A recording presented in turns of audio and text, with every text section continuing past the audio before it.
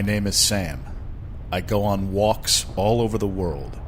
In the autumn of 2022, I drove from Los Angeles to mile 0 of the Alaska Highway in Dawson Creek, British Columbia, with the intent of driving north to its terminus in Delta Junction, Alaska, and exploring hiking trails along the way. All right, here at mile 0 of the Alaska Highway, time to get this adventure started.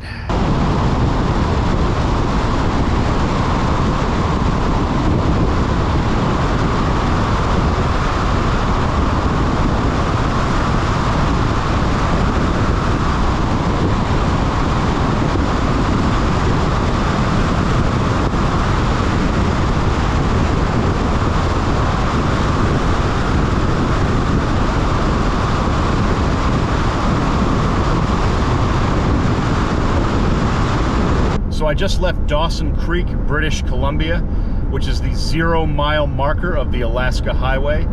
If you're driving the Alaska Highway, I highly recommend starting at the beginning. And when you go to Dawson Creek, I highly recommend going to the visitor center there, because they have all the information on the Alaska Highway you could possibly need, including maps, brochures, information, things to do, and they can accommodate your travel, whether you're going camping or whether you're like me and you're more staying in hotels and motels. So 100% recommend.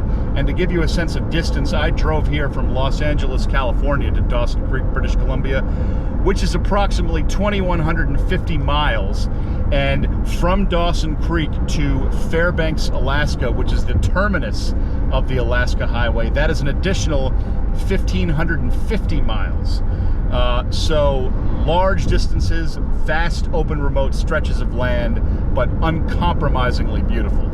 So I'm here in Fort Nelson, British Columbia. I stayed at the Woodland Inn and Suites, which I really liked a lot. Really great room, very comfortable. On a humorous note, the hallways, because they're concrete, they do remind me of a prison, but don't let that get to you at all. It's actually a really nice place. I also had dinner at the One restaurant. Great atmosphere, kind of like a tavern type place. Last night I was doing some research on the Dempster Highway in the Yukon that goes right up to the Arctic Circle. Man, do I want to drive that, but I don't know if my vehicle is prepped for it on this trip. In time, I actually would drive the Dempster Highway, one of the most remote highways in the Northern Hemisphere. 458.3 miles of packed gravel in one direction, heading straight into the Arctic Circle and beyond. I would have a full-on encounter with a grizzly bear, see otherworldly landscapes, and gaze upon the Arctic Ocean itself. That adventure, however, had not yet arrived. For now, in late September, I was headed to Muncho Lake in British Columbia.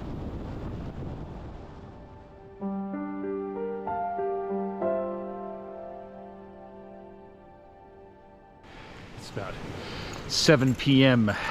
Friday, September 23rd, 2022. I just arrived at, where the hell am I actually? Forgot the name. Northern Rockies Lodge.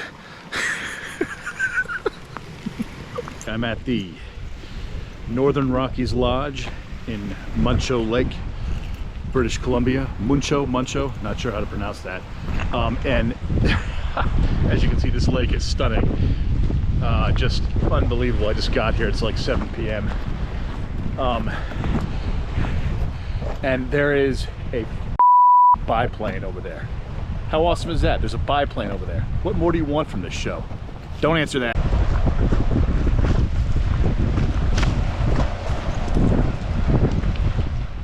Though it was late in the season, the pilot, Urs Schildknecht, was still going on a few more flights.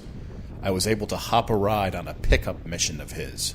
The mission: to fly to the nearby Tachoti Lakes, pick up a group of hunters that had spent 6 nights camping out there, and return to the lodge.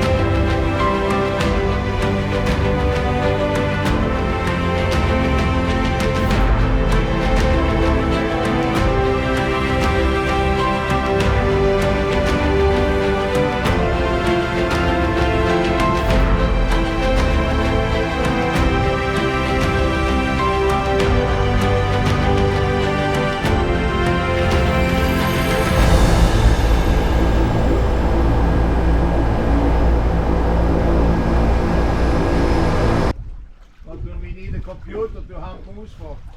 Oh, to take pictures. Amazing.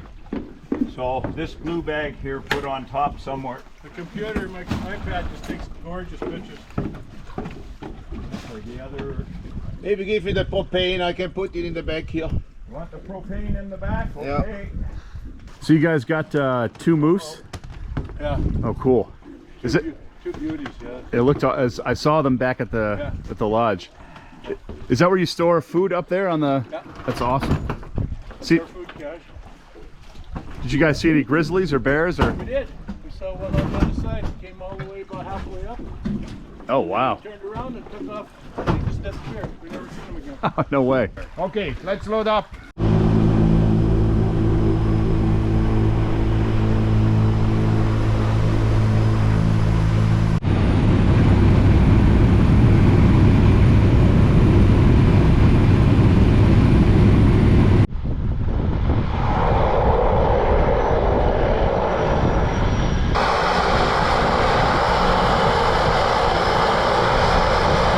If you're someone who's never been on a float plane before and you know, have the opportunity to do this, just be aware that the turbulence, you know, depending on the weather, the turbulence is not your average like this. You're sitting there, then the plane will go like that, and you just feel it like bottoming out. To me it was really scary, but that's just me. On the flight back, I almost made it. I almost made it to the landing, but I couldn't hold it in, and in a panic I took my shirt up, made a bowl out of my shirt, and just vomited heavily into it. And so my shirt is off. Luckily I've got my jacket, but there's nothing underneath. Now that I'd gotten settled at the Northern Rockies Lodge, I decided to stay a few days here. Just up the road about a mile, I would begin my first official walk into the wilderness.